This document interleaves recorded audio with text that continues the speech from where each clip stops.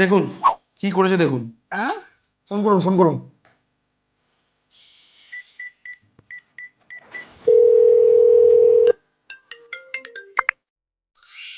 হ্যাঁ, hello. Hello, হ্যাঁ পার্বতী কোলে ঘোষ বলছেন? হ্যাঁ, বলছি। হ্যাঁ, আমি আপনার এলাকার বিএলও অফিসার বলছি। হ্যাঁ, বলুন।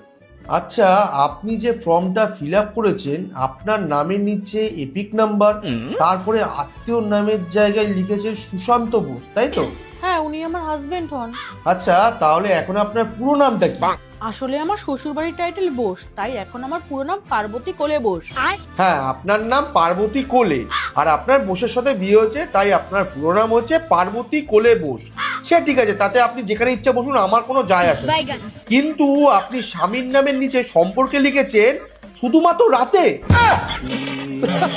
হ্যাঁ, আসলে আমার স্বামী রাতে বাড়ি ফিরে সকালে বেরিয়ে যায়।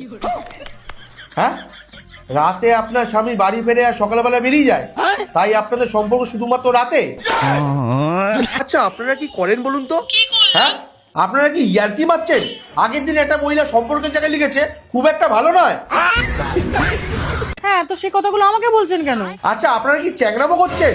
আমাদের ডাটা এন্ট্রি করতে করতে মাথা খারাপ হয়ে যাচ্ছে।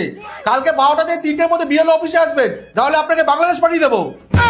এই না না না না, আমি কালকেই যাচ্ছি। কটা বললেন? দুপুর 12টা থেকে 3টের মধ্যে তো আমি চলে যাব।